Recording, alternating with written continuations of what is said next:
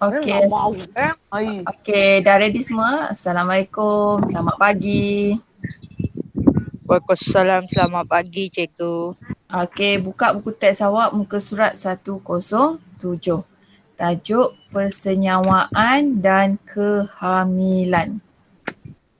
Okey, persenyawaan dan kehamilan. Okey, yang tak ada buku teks boleh tengok dekat cikgu ni. Nampak tak slide cikgu? Nampak. Nampak. Okey. So, untuk tajuk ini, akhir sekali, okay, awak boleh belajar mengenai,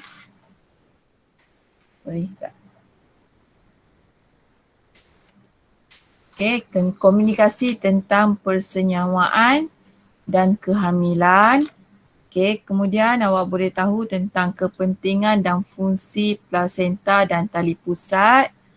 Serta last sekali awak boleh nyatakan perkembangan kehamilan adalah bermula daripada zygote, embrio dengan fetus. Okey, so kita tengok buku teks, kita baca sama-sama. Okey, lelaki ni kata, apakah yang terjadi selepas persenyawaan antara sperma dan ovum berlaku? Okey, yang perempuan ni kata, selepas persenyawaan, seseorang perempuan akan mengalami proses kehamilan di mana zygote mula terbentuk dan membesar di dalam uterus sehingga kelahiran. Okey, so apa sebenarnya? Okey, proses persenyawaan bermula apabila berlakunya percantuman nukleus sperma dan nukleus ovum.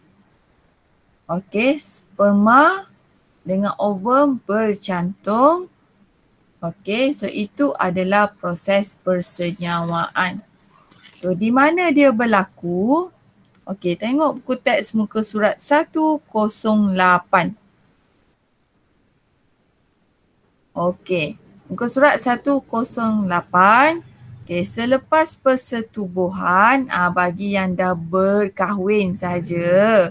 Okey, sperma akan berenang memasuki faraj. Okey, ketika pertubuhan. So sperma pun dia masuk. Okey. So bila dia masuk, dia berenang. Okay, so dia berenang ke mana? Ke arah tube fallopian. Okay, so ketika ini ovum daripada ovari ni, maknanya masa hari subuh, telur dihasilkan. So telur keluar ke tube fallopian. Okay, so di tube fallopian ini, okay, sperma yang berenang tadi, dia akan bercantum, bersenyawa di sini.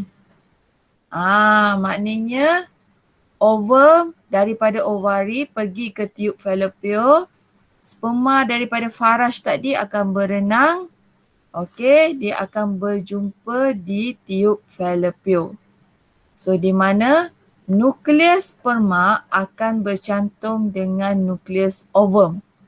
Dan membentuk zygote. So di sini dia bentuk zygote. Okey, zygote tadi dia membahagi menjadi satu berbola sel. Okey, yang disebut sebagai embrio. So dia pergi ke mana? Okey, dia akan pergi kepada dinding uterus. Ya, dinding uterus. So dia akan menempel di dinding uterus. Okey, jom kita tengok satu video. Mana video? Okey, how sperm meets eggs. Okey, sekejap. Saya cabut ni supaya awak dapat dengar dengan clear.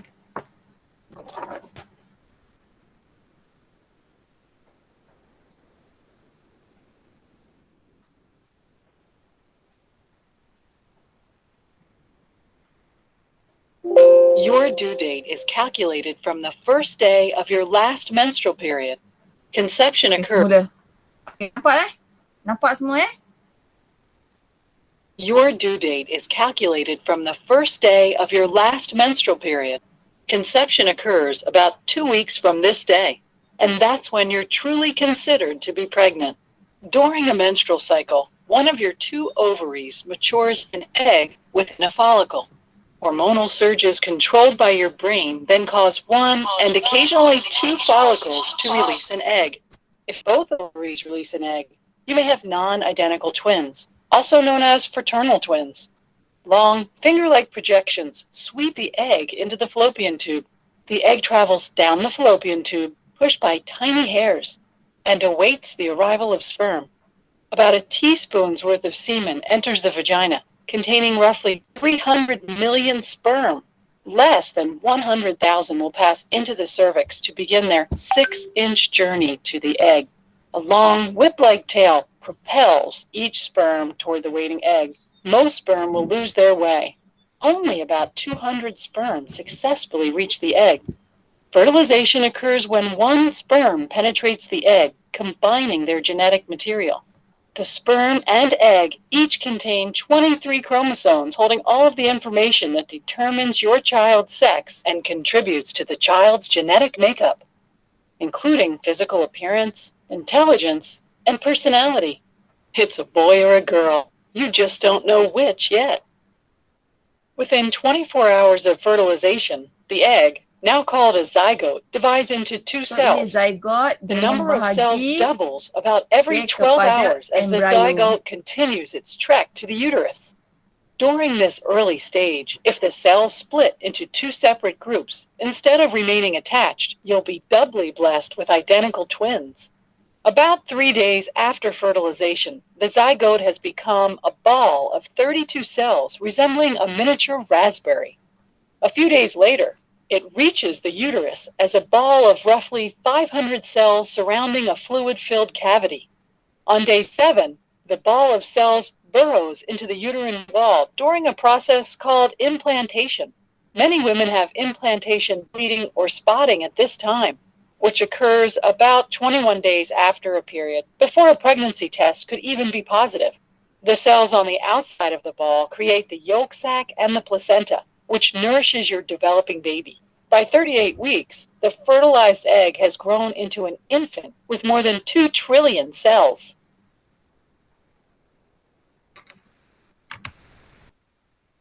Faham tak video tadi? Ada soalan tak? Cik dah soalan faham. Apa yang awak cikgu, faham? Faham. Apa yang awak faham daripada video tadi ni? Nak yo. Ha. Apa yang awak faham?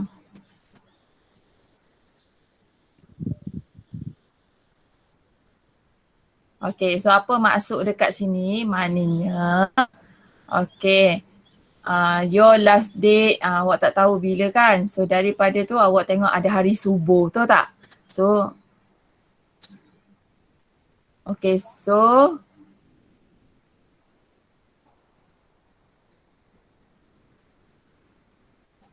okay, so ada hari subuh, betul tak? So hari pasar subuh tu pada hari ke ajar bawah ni, pada hari ke-14 hingga ke hari 19. Okay, 14 hingga, 12 hingga 17. Okay, pada hari ke-12 hingga 17 fasa subuh tu, okay, ovari awak, ovari ada berapa? Ada 2 ovari. Okay, setiap perempuan yang normal ada 2 ovari. So 2 ovari ni dia akan menghasilkan 1 telur. Okay, so bila telur dihasilkan, telur macam ni. So ovum lah ni. Okay, so bila ovum dihasilkan, okay, tube fallopian dia akan ambil, so dia akan biarkan dekat tube fallopian ni. So ketika itu juga kalau persetubuhan berlaku, okay, sperma akan masuk ke dalam badan. Okay, so dia akan pergi ke mana? Okay, sperma dia akan masuk. Sperma akan masuk. Okay, dia akan pergi kepada ovum. So ada berjuta-juta sel sperma yang berenang, tetapi yang berkualiti dan yang paling bernutrisi sahaja yang akan bercantum dengan ovum. Okey, so kepala dia akan masuk di mana kepala tu mengandungi nukleus. So setiap ovum hanya satu sperma sahaja yang boleh menembusinya. So bila dia tembus, okey, nukleus tadi akan bercantum dengan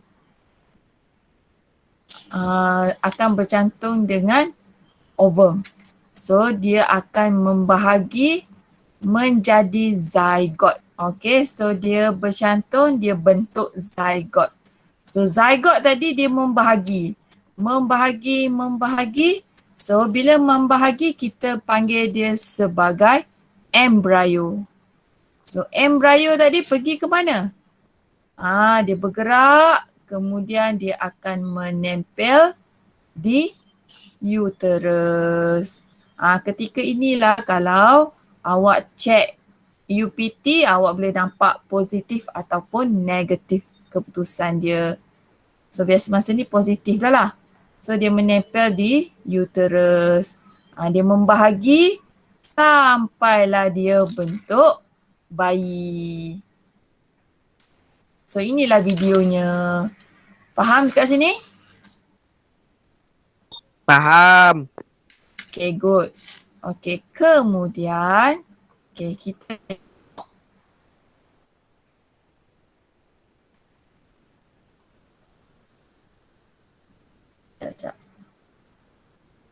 perkembangan zygote kepada embrio dan fetus sehingga dilahirkan.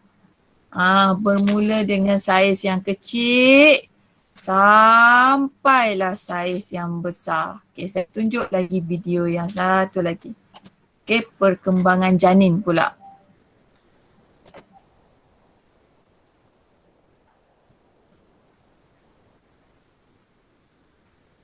So ini adalah perkembangan janin. Okay, saya semula-semula. Okay, so ketika ni persenyawaan berlaku. So hanyalah satu sperma sahaja boleh menembusi ovum. So sel telur tadi, dia masuk ke dalam tube fallopian. Jadi zygote, kemudian jadi embryo kan. So embryo tadi dia akan menempel ke dinding rahim. So pada minggu keempat, so bentuk seperti embryo dah. So dia membahagi dan terus membahagi. Okey, masa itulah dah mula terbentuk jantung kecil.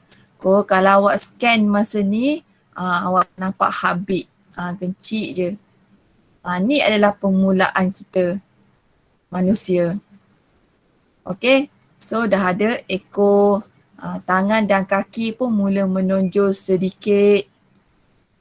Okey, kemudian saluran pernafasan mula terbentuk. Minggu ke-9 janin dah mula terbentuk dengan sempurna. Dah ada telinga sikit walaupun kecil. Lepas tu minggu ke-10 jari-jari mula terbentuk. Okey, minggu ke-11 dah mula menendang, meregang. Okey, so dah boleh rasa dah keaktifan dia.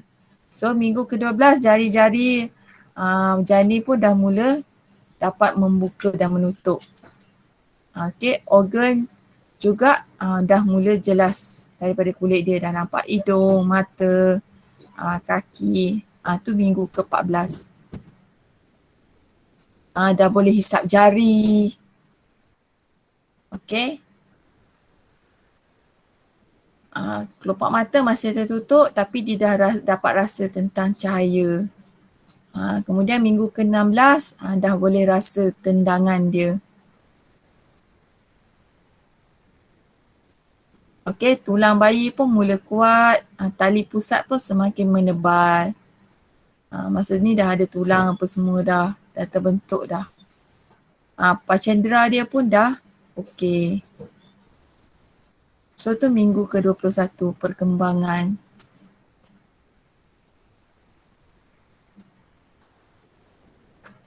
Okey, bibir dan alis pun sudah mula terlihat. Maknanya masa ni dah nampak rupa bayi.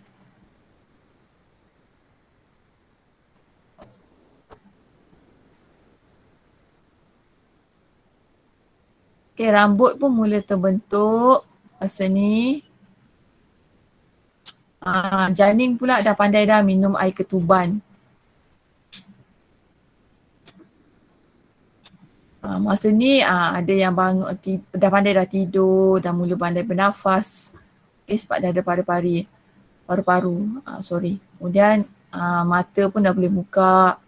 Otak dan paru-paru pun berkembang. Masa ni lah bercakap benda yang baik-baik dengan janin, dengan baby.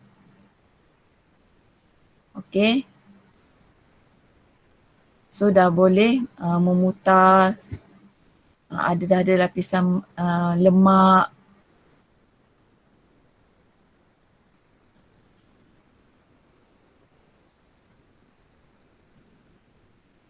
Minggu ke-34 kalau lahir tak ada masalah sangat dah lah. Sebab paru-paru dia pun dah mula matang, ginjal dan hati dia pun dah mula berfungsi, organ-organ dah lengkap. Okay.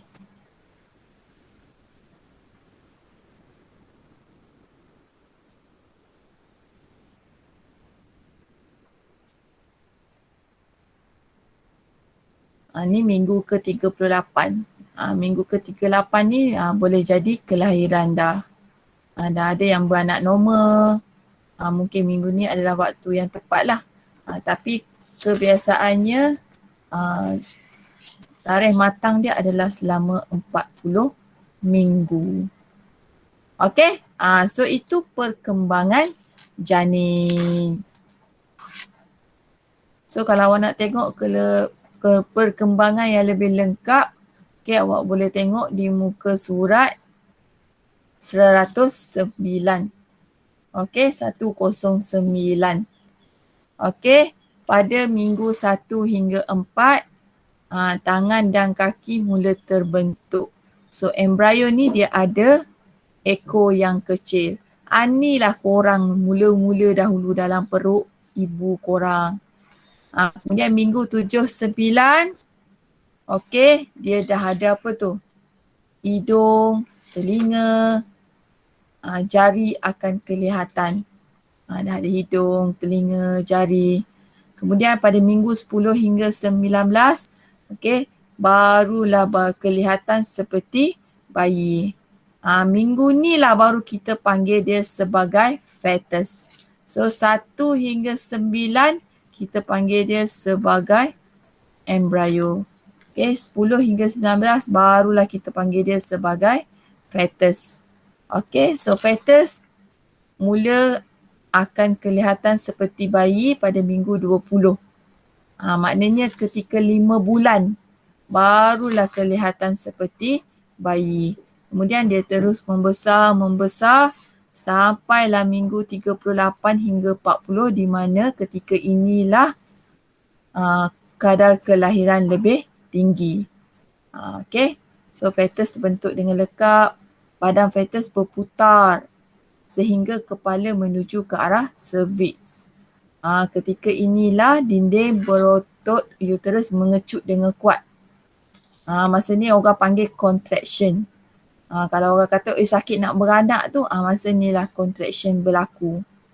Macam mana sakit contraction ni? Macam nak mati. Tu je saya boleh kata. Betapa sakitnya. Okay. So dinding berotot uterus dia akan mengecut dengan kuat. Amnion. Amnion ni adalah air ketuban. Biasa orang kata, oi pecah air ketuban basah tu. Itu adalah amnion.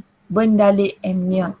So once bendalik amnion pecah, barulah kadar kelahiran ni akan dipercepatkan. So fetus ni dia akan keluar dari uterus melalui faraj dan seterusnya keluar daripada badan.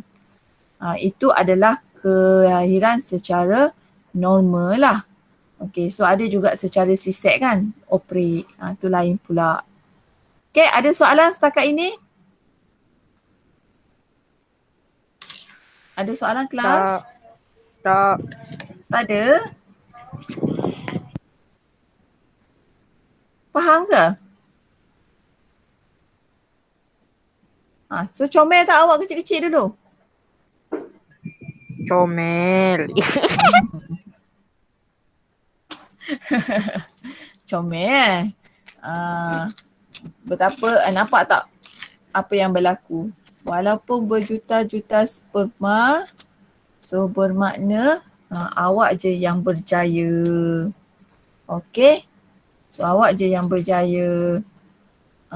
Maknanya ada satu sperma saja. Tapi itu berbeza lah. Kalau kembar tu lain pula, okey? Ada, kelas kita ada kembar ke? Tak. Tak ada Okey? So marilah kita berfikir. Adakah fetus yang berada dalam rahim ibu boleh makan? Boleh makan tak? Boleh. Tu nak ajak ego. Okey. Kalau awak kata boleh lah. Fetus boleh makan ke? Si boleh. Si boleh ego. Macam mana nak makan? Awak nak bagi makanan ikut mana? Macam mana awak nak bagi makan fetus? Kalau baby boleh juga awak suap. Suap makan. Ataupun kalau orang tua-tua dia bolehlah kita bagi pinggan nasi makan. Tapi fetus yang berada dalam rahim ibu dia tak boleh makan lah macam normal kan. Dia tak boleh nak cari makanan. Dia tak boleh nak minum susu. Tapi bagaimana fetus itu dapat semua nutrien? So dia dapat membesar. Melalui apa awak rasa? Yang menyebabkan fetus tu mendapat semua nutrien. Awak rasa-rasalah. Ada idea tak? Ada ke? Kasih? Ada idea tak Kasih? Akmal? Si dah ego. Okey. Pernah dengar tak perkataan tali pusat? Pernah. Mana awak pernah dengar? Atau lah cerita tu lalu cerita orang. Okey. Tali pusat. Kalau baby baru lahir je, apa benda pertama yang ibu bapa tunggu? Putus tali pusat, tahu tak? Pernah tengok kan? Okey, kalau awak tengok buku teks awak. Okey. Kepentingan dan fungsi plasenta dan tali pusat. Okey. So, embrio akan membesar dan berkembang di dalam satu pundi yang dikelilingi oleh membran yang dikenali sebagai amnion. Amnion mengandungi bendalek untuk melindungi fetus. Amnion ni air ketuban. Pernah dengar tak perkataan air ketuban? Pernah dengar tak perkataan air ketuban? Si Pernah dengar? Temunek pernah dengar? Temunek. Pernah. Temunek ke apa bahasa korang Pernah kan? So bayi ni dia duduk dalam gambar ni Gambar ni clear sikit. So dia duduk dalam satu membran dalam pundi. Yang membentuk pundi ni di mana dalam membran ni ada cecair. Bayi duduk dalam ni. So kemudian di sekeliling ni ada plasenta. Okey, di sekeliling amnion bendalek pundi tadi tu ada plasenta. Plasenta ni terbentuk daripada tisu ibu dan tisu embrio. Okey, di mana di plasenta ni lah tempat pertukaran nutrien, oksigen, karbon dioksida, bahan kumuh antara darah ibu dan darah fetus. Maknanya apa-apa yang ibu makan, di sinilah tempat pertukaran dia. Tempat perkumuhan dia. So, macam mana tempat sini ni nak hantar makanan kat baby? Melalui tali pusat. Okey, tiub yang menghubungkan fetus dengan plasenta. So terdapat salur darah di dalam tiub untuk angkut darah kepada dan daripada fetus. Okey, so plasenta ni, pertukaran makanan ni dia akan masuk melalui tali pusat. Okey. Alu masuk ada apa cikgu? Autnya masuk dalam perut, masuk dalam badan baby. Dia tak boleh makan macam normal tu. So dia makan melalui tali pusat. Segala nutrien, segala apa-apa ubat yang ibu makan, segala makanan yang ibu makan, dia serap nutrien-nutrien. Dia bukan masuk makanan. Awak jangan imagine awak makan nasi, masuk nasi dalam tali pusat tu. Bukan. Yang masuk hanyalah awak makan nasi, ada gula, glukosa kan. So glukosa tu yang masuk. Awak makan vitamin A tu yang masuk. Okey, ke dalam tali pusat. Nutrien-nutrien yang diserap. Okey, bukan dalam makanan seketul. Awak makan ayam seketul masuk. Bukan. Nutrien, protein daripada ayam tu masuk ke dalam tali pusat. Okey, kemudian kita ada dinding uterus.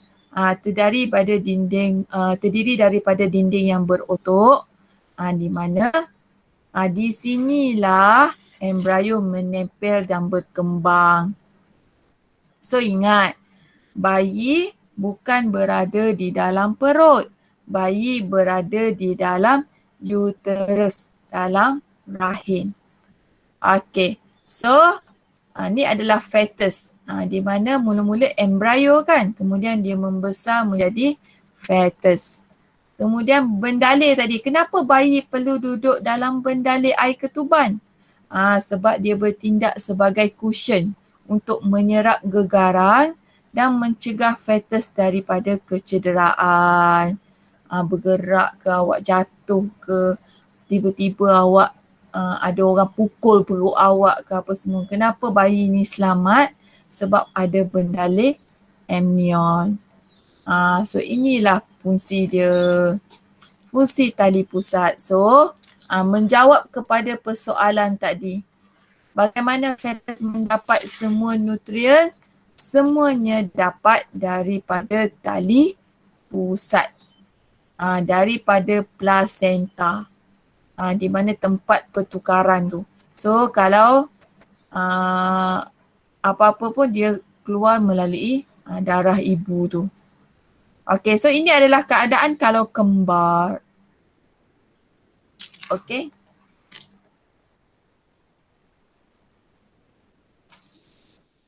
Okey, kita tengok dekat sini. Lengkapkan carta alih. Okey, tengok praktis formatif 4.4. Muka surat 110. Kita jawab sama-sama, boleh? Okey, jika berlaku penempelan embrio pada dinding uterus, adakah head akan berlaku? Ada head tak? Tidak. Yes, tidak. Okey, head tidak akan berlaku. Once embrio dah menempel, maknanya dia dah bersedia untuk fetus tu membesar. So head ni dia akan berlaku kalau tiada berlakunya penempelan. So darah-darah tu akan gugur kan. So maknanya kalau keluar head, keluar darah masa tu maknanya berlakunya keguguran. Okey. Terangkan perkembangan zygote selepas persenyawaan. Ni banyaklah. So zygote, lepas zygote dia pergi kepada apa? Apa nama seterusnya? Zygote yang mula-mula sekali. Dekat tiub falopio tu kan. So ada zygote. Lepas bersenyawa. Lepas zygote ni dia membahagi. Apa nama seterusnya?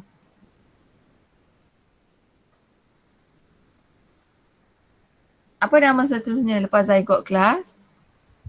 Embrio. Okay, good. Embrio. Okay, lepas embrio?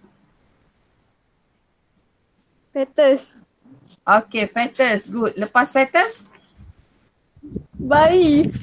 Betul. Pandai. Suka pula dah Siti. Apa Aminah di belakang? Hai Aminah. Okay, kemudian so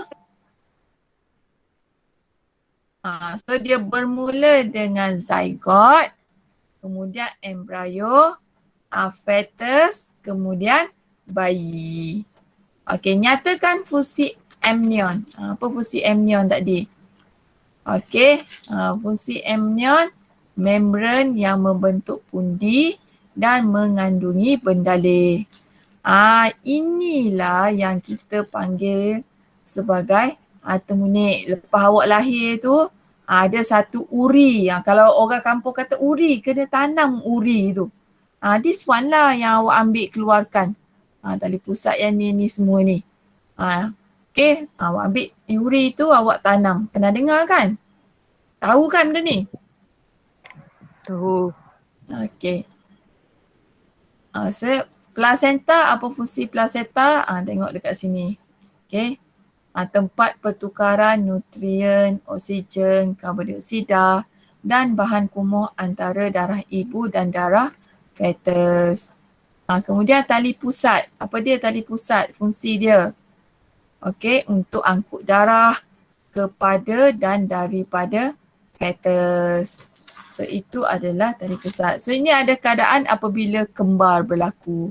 So ada 2 bayi dalam uterus. Okey. Pernah tengok kan ni? Ni lah katung ni yang amnion yang awak Pernah. temunik tu kan? So bersambung dengan tali pusat awak ni. So ini adalah bayi placenta. Ni placenta. Kemudian ada tali pusat. Okey. So tali pusat ni mula-mula Munik. munik potong kan. Kemudian nurse akan letak macam ni, betul? Okey. Betul. Lebih kurang 5 hingga 7 hari tali pusat ni akan terputus, betul? So dia jadi macam ni. So letak-letak ubat apa semua. So ni lah pusat awak sekarang. Okey. Masa ni dia dah tak makan daripada tali pusat dah. Dah minum susu. Macam biasa. Boleh? Boleh. Boleh. Bagus. Okey. So persenyawaan adalah bermula daripada mana? Kita jawab soalan ni.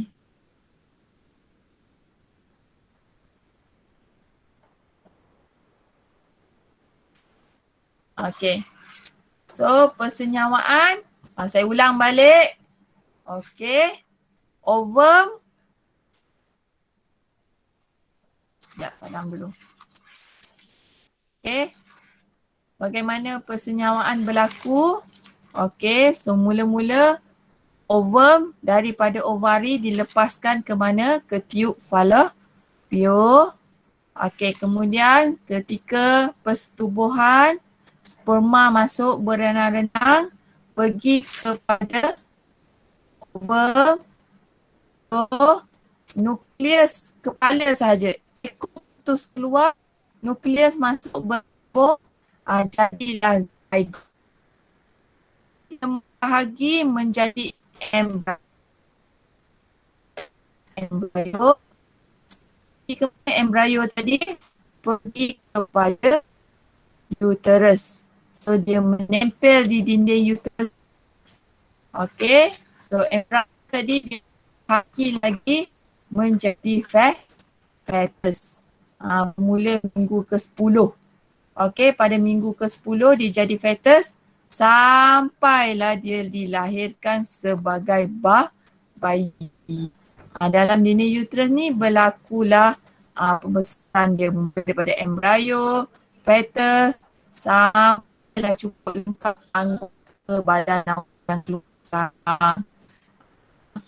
Semua nutrien diperolehi daripada tali pusat di mana sekeliling ni ada placenta.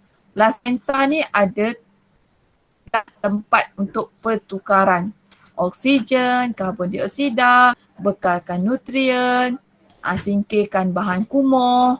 Maknanya ketika dalam ini bayi dah mula berak, dah mula kencing, So daripada itulah kita singkirkan dia melalui tali pusat ni, singkirkan, keluar daripada darah ibu. Okay? So ada sebarang soalan lagi?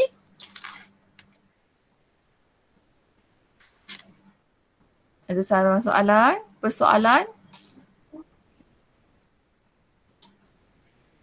Kelas? Tidak. Sudah. Sektor. Bagus kelas korang. Okay, kalau tak ada, okay. Dalam grup awak ada saya bagi satu latihan dalam grup WhatsApp tu kan. Latihan this one. Ya. Soalan saya latihan.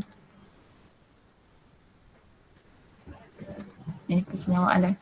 Okay. So latihan ini, okay nampak Okay, latihan ini awak boleh print. Okay, kalau awak ada printer. Kalau awak tak ada printer, salin balik semua.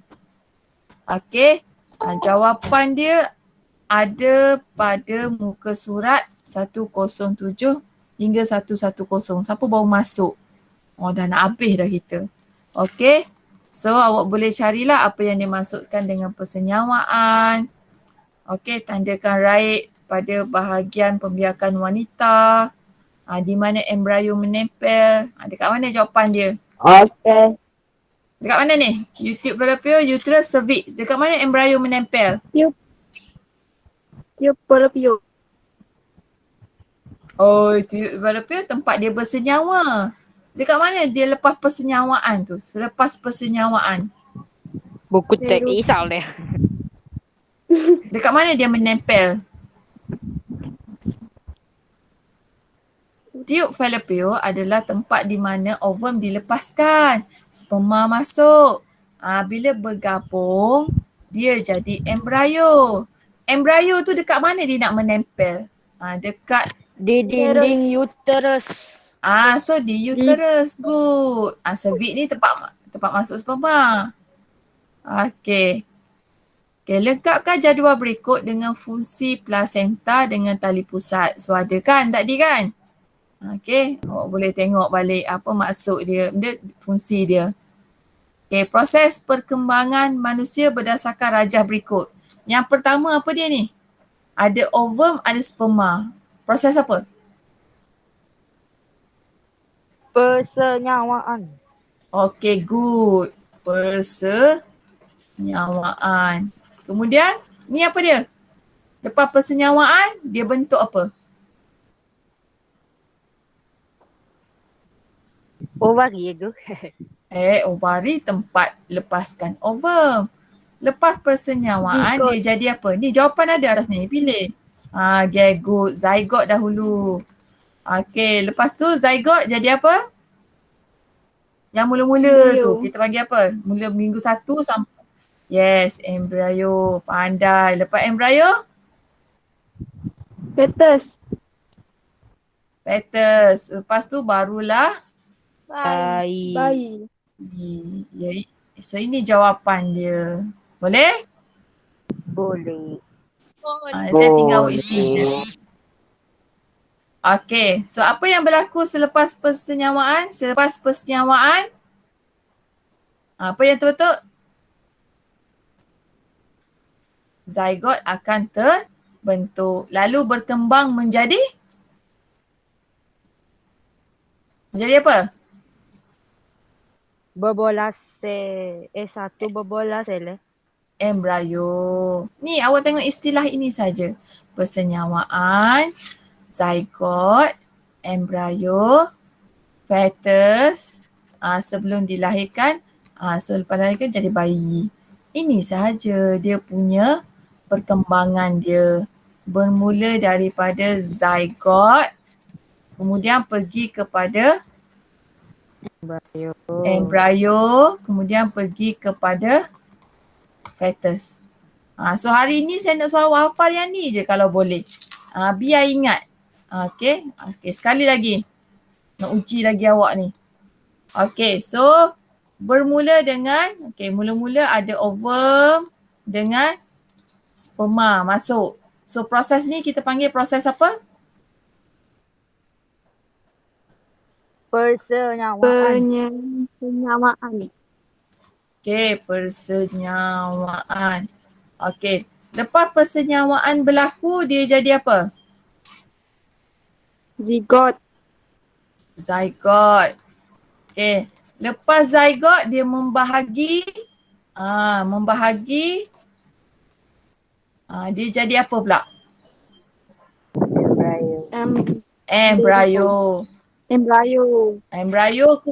Embryo berkembang, kemudian jadi apa? Pada minggu ke-10 tu? Fetus. Fetus. Fetus. Terus. Sampailah dia dilahirkan menjadi Bayi. pandai. Tu je saya nak tahu, so awak faham hari ni. Okey, daripada proses persenyawaan, so dia jadi zygote, zygote membahagi jadi embryo. So embryo ni lah yang akan menempel di mana? Dekat mana dia menempel? Di dinding. Kalau yang ni berlaku di tiub Fallopian, betul? Okey, persenyawaan berlaku di tiub Fallopian. Zygote pun masih di tiub Fallopian. Okey, embryo berlaku di mana?